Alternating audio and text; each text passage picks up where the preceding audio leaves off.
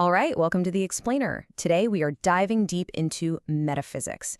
Now, that's the part of philosophy that doesn't just ask questions about the world, it asks what it even means for a world to exist in the first place. It's a hunt for the basic rules of reality itself. And what we're going to do is unpack a really practical guide for getting a handle on it all. You've heard this line a million times, right? But let's really listen to it for a second, maybe with a philosopher's ear. This isn't just some dramatic line from a play. It's the raw, universal question of existence. Sure, Hamlet's thinking about life and death, but underneath all that, he's wrestling with the absolute core of metaphysics. What is the real difference between being and not being?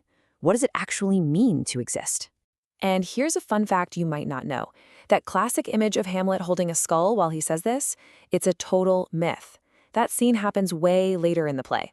This famous speech, this soliloquy, happens when he is completely alone, in the middle of a massive personal crisis. His whole world has just been turned upside down, and he's forced to question everything, the nature of his own reality, his purpose, everything. His personal problem reflects a much bigger one. When things fall into chaos, how do we find any meaning at all? So Hamlet's problem is kind of our problem, isn't it? How do we make any sense of a world that so often feels chaotic, confusing, and just overwhelming? How do we get a grip on this fundamental idea of being?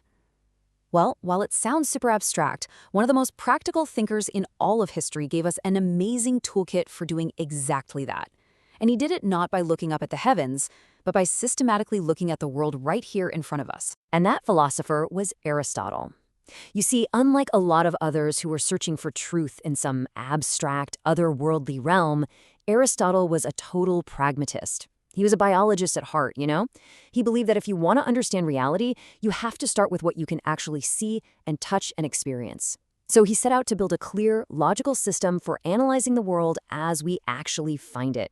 Now, to really get Aristotle's genius, you have to know he was basically arguing with his own teacher, Plato. For Plato, the real reality was this perfect, unchanging world of forms or ideas, and our physical world was just a bunch of flickering shadows on a cave wall. Aristotle did a complete 180. He said, no, this world, this physical, messy, constantly changing world that we see with our own eyes, this isn't a shadow. This is the main event.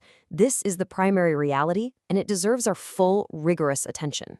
So how did Aristotle suggest we study it? He came up with this brilliant diagnostic tool, which he called the four causes. But honestly, a much better name for them is the four whys. His argument was simple. You don't truly know what something is until you can answer four basic questions about why it exists. Okay, to make this really concrete, let's just take a super simple object, a pen. It seems almost ridiculously simple, right? But by asking Aristotle's four whys, we can uncover a surprisingly deep understanding of what this thing truly is. First up, we ask about the material cause. This one's the most straightforward. It's just, what is the physical stuff that it's made of? For our pen, that's pretty simple. It's the plastic that makes up the body, the ink inside, and the little metal ball in the tip. It's the raw material just waiting to become something. Second is the formal cause. Now, this isn't about the physical stuff. This is about the design, the blueprint, the structure. It's the organizing principle that takes that lump of plastic, ink, and metal and makes it a pen, and not just a random blob.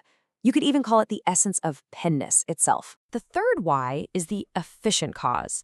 This one asks, who or what actually brought this thing into existence? It's the agent of change, the thing that put the matter together into its form.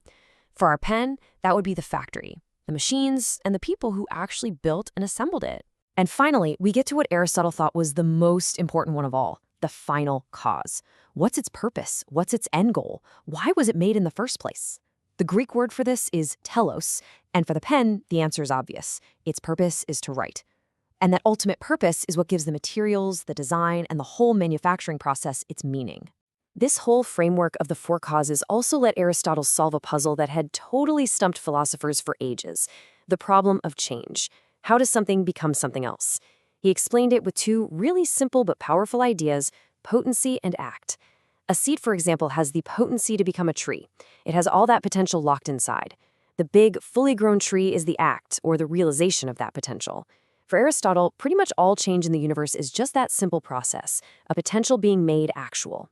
So, the four whys help us understand why something is the way it is. But Aristotle, being Aristotle, went even further. He also came up with a complete checklist for describing what something is in any given moment. He called them the 10 categories. Or, if you want to be more poetic about it, the 10 ways of being. Okay, but before we look at the list, we need to get this one crucial difference straight. The difference between substance and accident.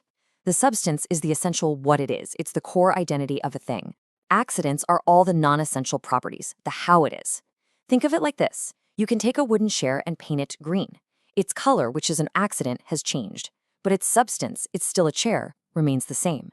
But if you take that chair and burn it to a pile of ash, you've changed its substance. It's not a chair at all anymore. This table here shows all 10 categories in action, using a person we'll call Maria as our example. So let's just walk through it. Her substance, her core whatness, is a human being. That's what she is, fundamentally. The next 9 are all accidents that describe her current state. We've got quality, like she's kind. Quantity, like her weight. Relation, she's taller than her brother. Action, what she's doing, she's walking. Now, passion is an old-fashioned word. It basically means what is being done to her, so she's being affected by the cold. Then you have her location, her position, and her temporality. That's where, how, and when she is. And finally, habit, which just refers to what she has on, like wearing a coat. You see? When you put them all together, you get a completely comprehensive snapshot of Maria's being right here, right now. Now, I know this might all seem like some dusty, ancient philosophy, but Aristotle's Toolkit is shockingly useful today. These aren't just things to memorize for a test. They are seriously powerful mental models for thinking critically, for solving problems, and for breaking down complicated issues in pretty much any field you can imagine, from business to science to your own daily life. So, what's the big takeaway here? How do you actually think like Aristotle? Well, it means changing your perspective a little bit. It means when you look at any object or any problem, you ask those 4 whys to get the full picture. It's about learning to separate the core issue, the substance, from all the distracting surface-level details, the accidents. It's about using those 10 categories as a mental checklist to make sure you've covered all your bases. And maybe most importantly, it's about seeing the world not just as a bunch of static facts, but as this dynamic dance between what something is and what it could be.